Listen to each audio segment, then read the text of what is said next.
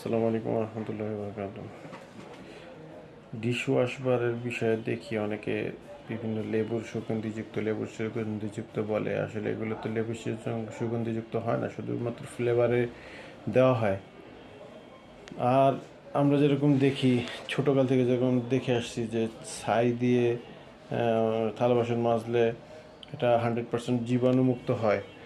তো যারা dishwash bar company আছেন, ডিশওয়াশ বার বানান, আপনারা এই লেবুর কেমিক্যাল ব্যবহার না করে ছাইগুলো ব্যবহার করলে মনে হয় সবচেয়ে ভালো হয়। ছাই দিয়ে ডিশওয়াশ বার বানালে কী হবে, ছাইটা তো একেবারে সস্তা, বিনামূল্যে অনেক সময় পাওয়া যায়।